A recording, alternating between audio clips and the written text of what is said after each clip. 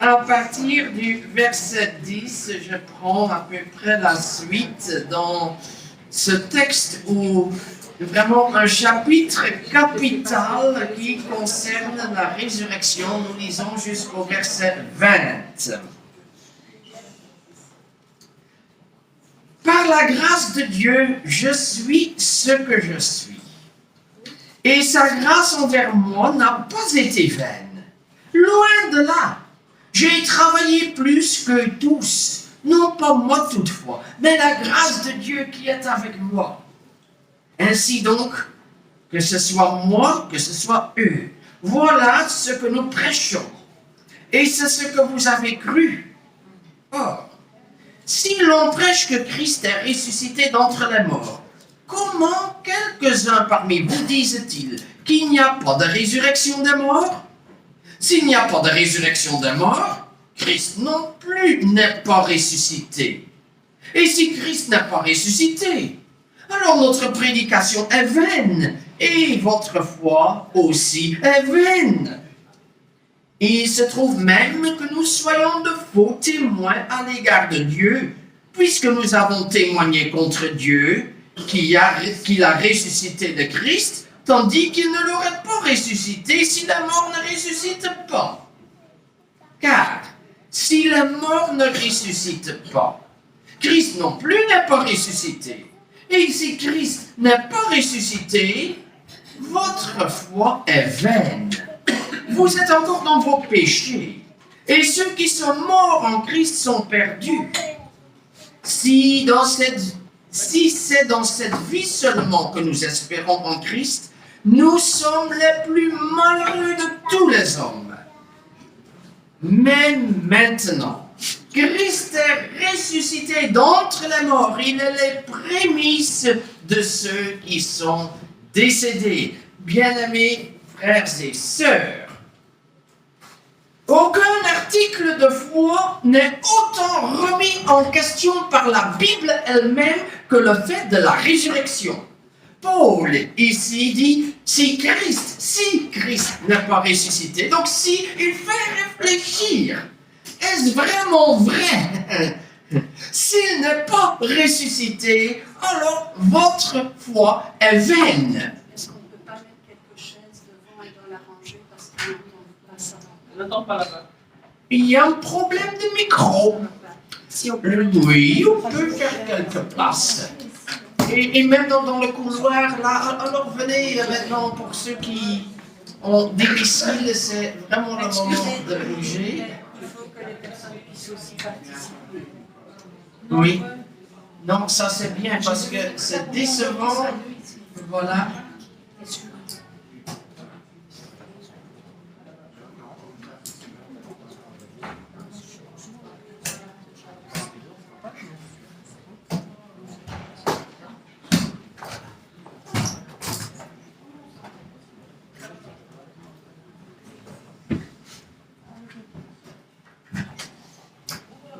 Voilà, il y a encore quelques places ici. Il y en a bien 5-6 ici qui sont disponibles. Donc, venez de l'autre côté, aussi dans l'arrière de la salle, prenez place. Voilà. Encore?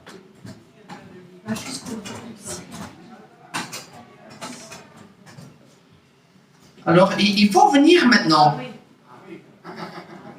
Il y a des places.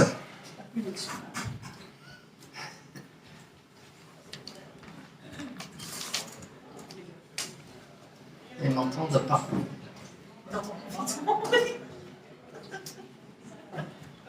Il y a encore 5-6 places. Hein.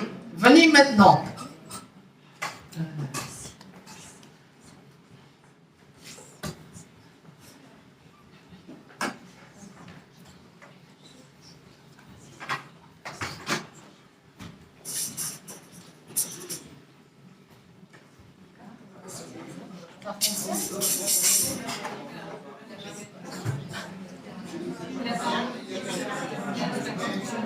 Bien-aimés frères et sœurs, voilà, prenez place et nous continuons. Est-ce que tout le monde est là?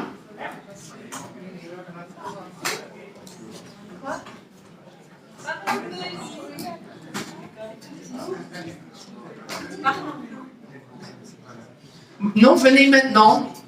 Ça fonctionne, le son fonctionne. Il fallait faire tout ça. Voilà, désolé, le son fonctionne.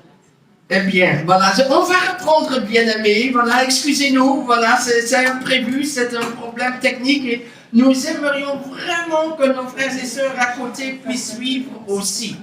Je disais donc qu'il n'y a aucun article de foi qui est autant remis en question dans les Écritures que le fait de la résurrection. Paul n'a pas peur de poser des questions, de se remettre en question et d'être dans une logique vraiment tout à fait donnée. Eh bien, s'il n'y a pas de résurrection, alors Christ n'est pas ressuscité.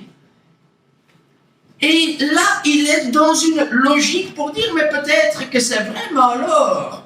On ne peut pas continuer à dire que Christ est ressuscité, parce qu'alors nous sommes en contradiction. Ou bien Christ est vraiment ressuscité, alors il y a une résurrection. Paul fait réfléchir. Et je crois que c'est très important qu'un chrétien puisse se remettre en question pour ne pas se faire piéger par autant de philosophies et pensées qui circulent partout dans le monde. Il est important de prendre du recul. Il est important de se remettre en question. Il est important d'avoir un sain esprit critique. On voit que Paul n'a pas peur de se poser des questions. D'ailleurs, il est passé lui-même par là. Alors, vanité ou vérité? Voilà. Et c'est une question que les chrétiens de tous les temps se sont posées. Alors, puisque les chrétiens l'ont posé depuis plus de 2000 ans, ça doit déjà nous faire réfléchir que malgré tant de remises en question, aujourd'hui, 2000 ans après les faits, il y a dans le monde des millions et des millions de personnes qui croient que Jésus est vraiment ressuscité. Mais dans l'église de Corinthe, eh bien, c'était en Grèce. C'était donc la philosophie grecque qui concevait le corps physique, comme un corps qui devait mourir et que l'esprit, d'autre part, continuait à vivre dans le monde spirituel, ce que nous appelons souvent l'âme. Et donc, le corps mourait pour les Grecs, pour toujours, et c'était l'esprit qui était libéré, qui continuait à vivre dans le monde des esprits. Donc, il y avait continuité de vie, mais pas résurrection.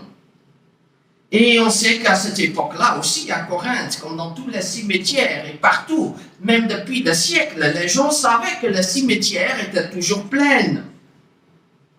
Et nous savons comme chrétiens que la résurrection de Élie, Élisée, Jésus, qui a ressuscité 3 personnes, et puis de Paul et de Pierre, il y a 7 résurrections en total. Ce sont des personnes, même comme Lazare, qui sont décédées plus tard. Donc, au niveau statistique, on pouvait dire, mais dans nos cimetières, on ne voit pas des gens revenir à la vie. Alors, pourquoi croire à la résurrection?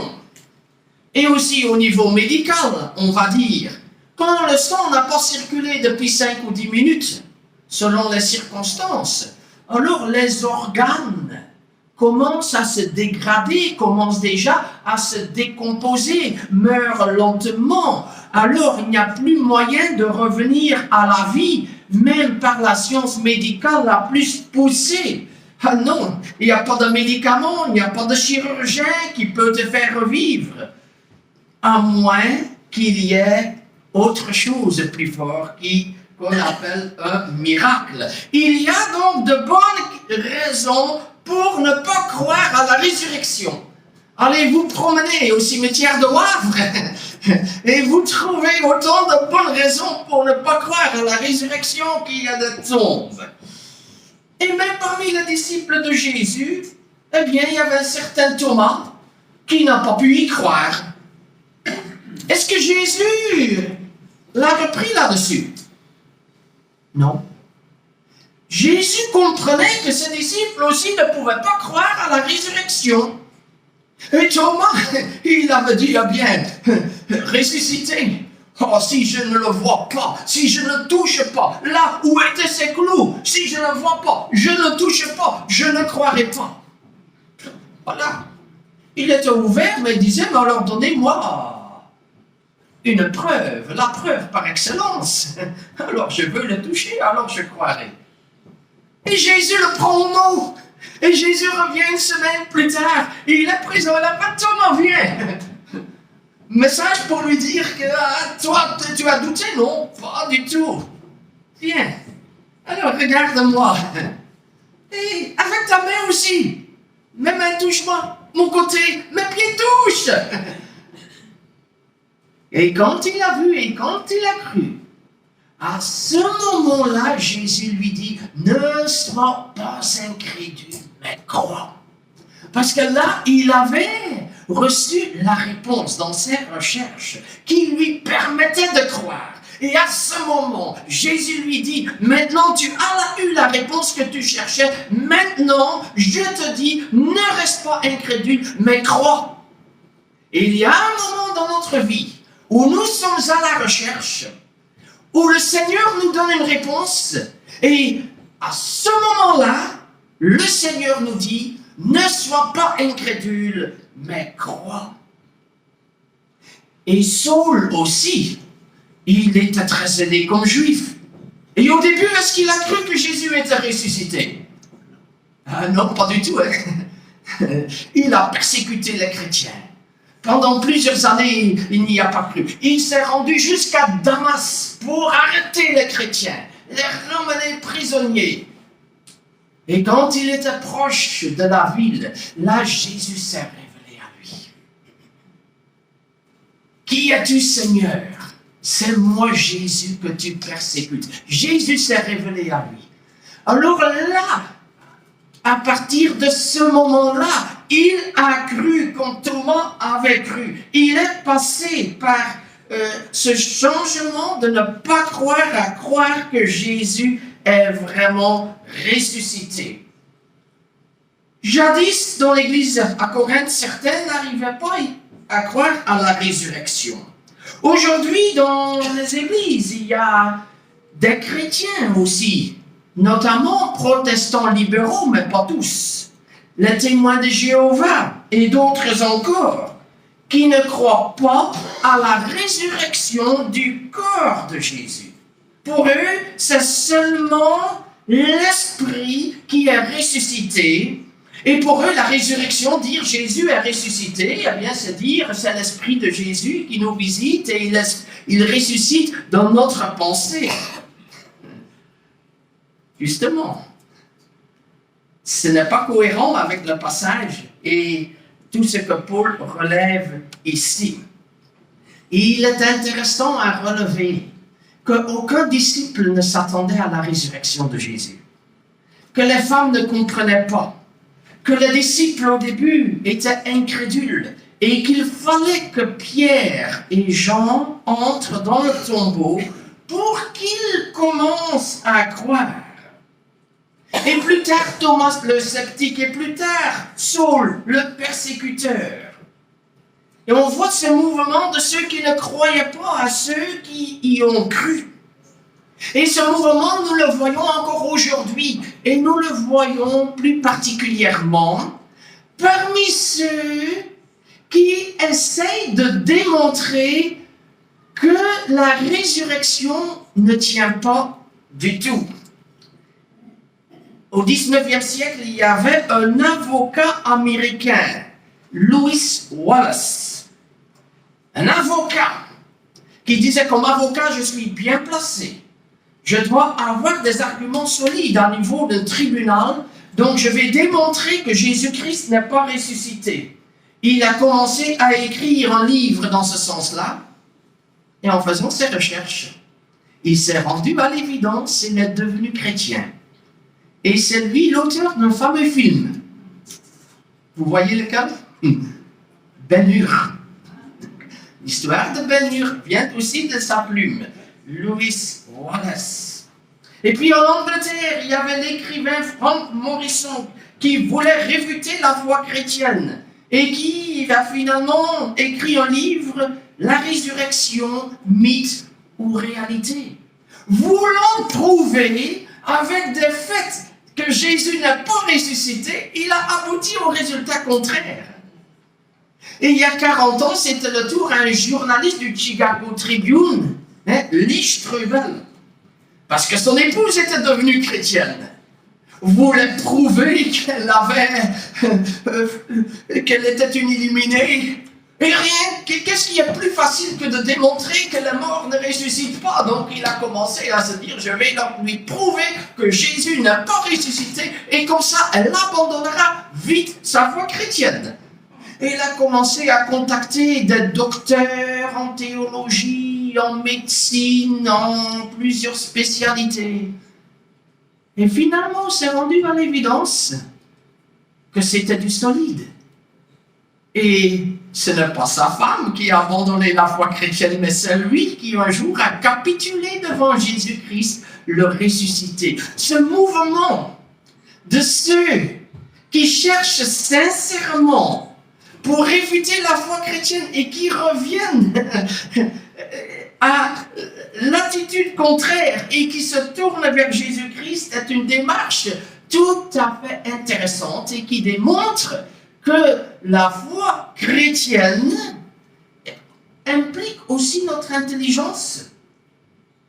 Voilà, c'est dans l'autre sens. Certains ont essayé de démanteler la foi chrétienne en trouvant qu'il ne serait pas démontré. Il y avait, il y a une quinzaine d'années, ce livre, Le tombeau de Jésus, qui présentait qu'on a trouvé un ossuaire. Donc, il y avait des ossuaires à Jérusalem, des boîtes dans lesquelles on rassemblait les ossements des défunts.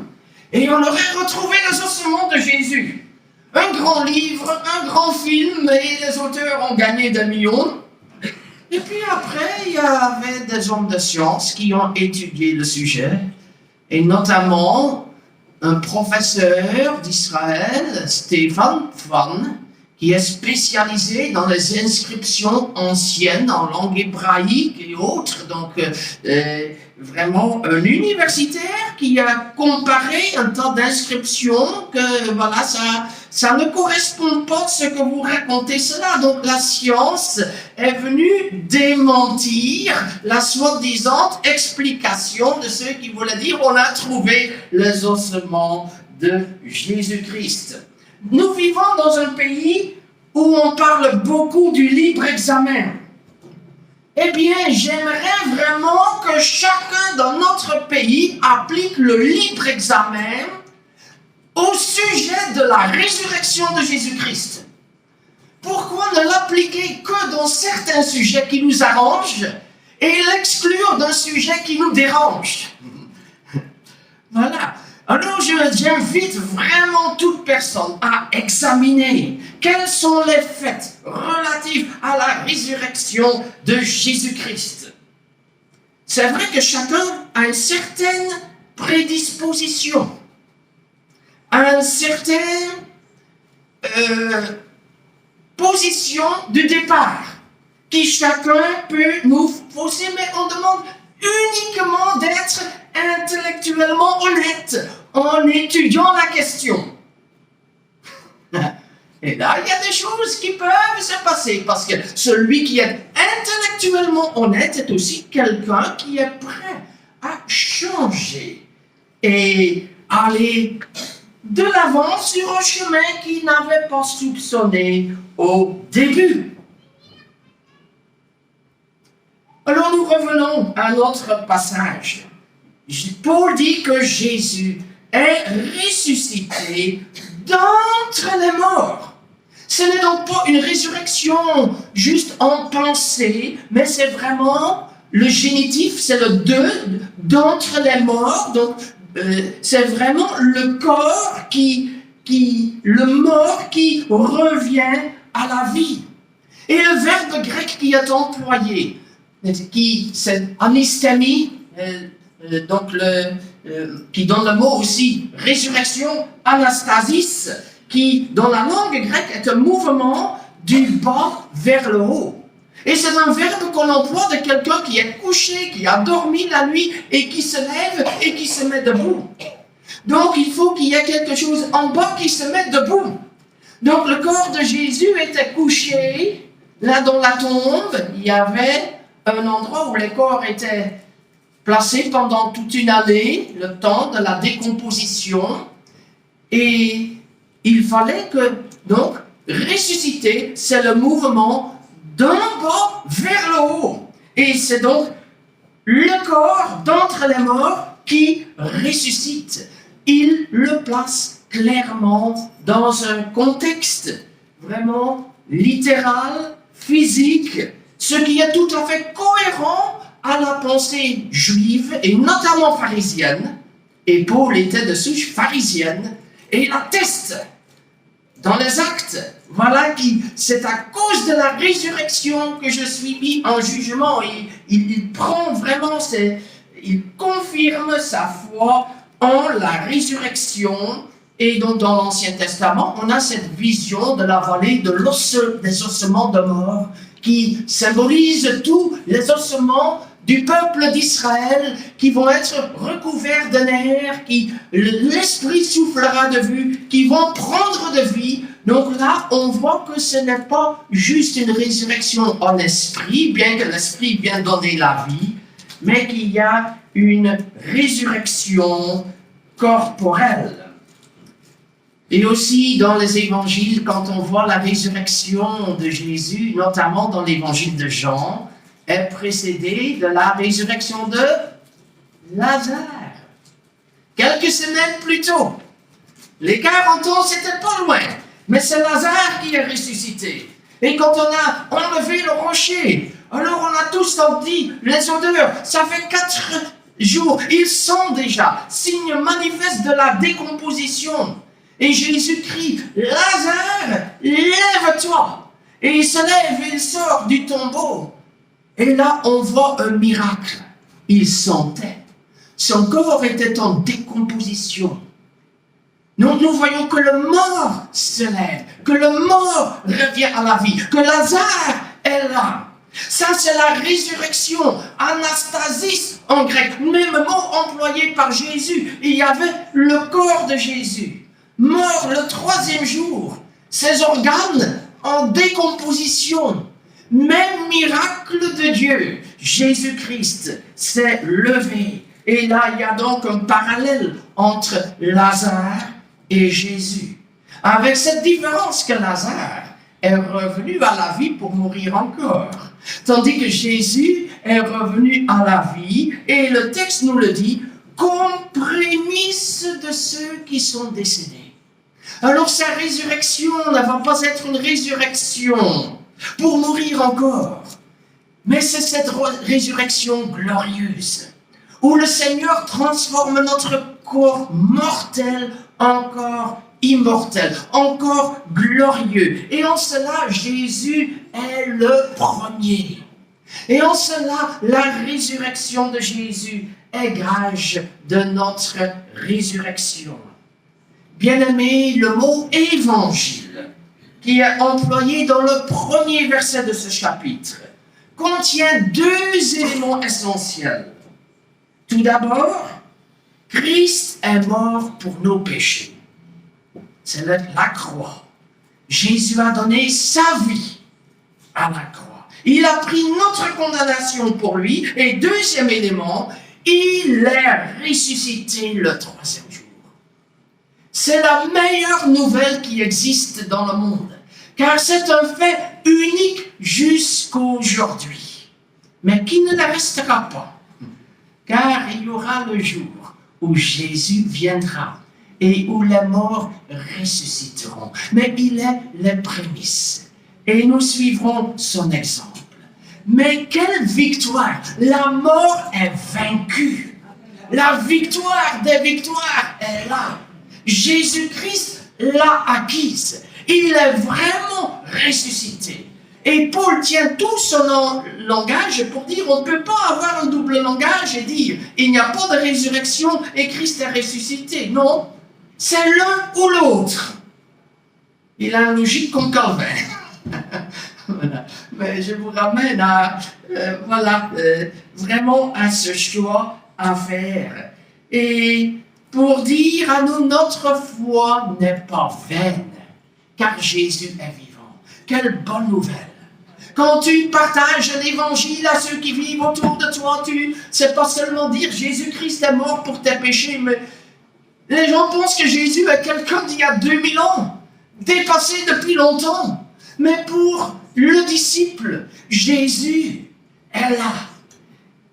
C'est Christ qui vit en moi, pouvait dire l'apôtre Paul. Et toi, tu peux dire, c'est Christ qui vit en moi. S'il est resté dans la mort, alors c'est pas la Christ qui vit en toi. Il est ressuscité. C'est Christ qui vit en moi. C'est lui qui est au milieu de nous quand 2 ou 3 se rassemblent dans le nom de Jésus-Christ. C'est lui qui prie à la droite de Dieu pour nous. Il intercède pour nous. Et que sa prière est efficace. Nous savons qu'il fait des merveilles. Oh, j'aime ce Seigneur. Et quand nous témoignons, parlons de ce Seigneur d'aujourd'hui, qui est le même aujourd'hui, qui fait des merveilles aujourd'hui, qui parle dans les cœurs, plus fort que les pasteurs, et qui gagne ton cœur à le suivre sur son chemin. Vendredi, nous avions notre culte avec Pierre. Et j'ai parlé avec une maman africaine que j'ai connue à Louvain-la-Neuve il y a plus de 20 ans. Elle me dit, pasteur, est-ce que vous me reconnaissez? Oh, j'ai dû chercher 1 minute ou 2, mais ça m'est revenu. Elle m'a dit, pasteur, il y a tant d'années, vous avez prié pour moi, je n'arrivais pas à avoir des enfants. Et nous avions prié pour vous comme d'autres ici présents pour qui nous avons prié. Pasteur, j'ai une bonne nouvelle pour toi. J'ai une fille, elle a 18 ans aujourd'hui. Et je dis Alléluia. Nous avons prié au nom de Jésus-Christ. Et je pense à certains d'entre nous et d'autres qui sont ailleurs maintenant, pour qui nous avons prié dans le même sens et qui ont vécu la même grâce de Dieu. Nous avons ce Seigneur qui est vivant et qui fait des merveilles dans tous les domaines de la vie. Bien-aimé, Jésus-Christ est vraiment ressuscité. Ta foi n'est pas vaine. Vaine qui veut dire vide. Et quand c'est vide, ça ne porte pas de fruits. Non. Et l'évangile dans lequel tu as cru est vrai. Et tu peux être convaincu. Et le Seigneur qui est vivant parlera plus fort que toi auprès de ceux à qui tu parles. Ton témoignage portera du fruit. Et nous savons que sa résurrection ouvre pour nous notre avenir glorieux. Nous vivons dans l'espérance.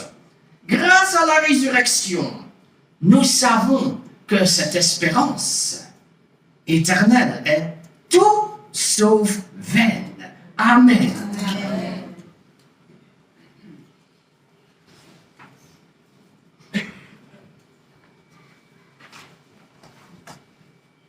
Le Seigneur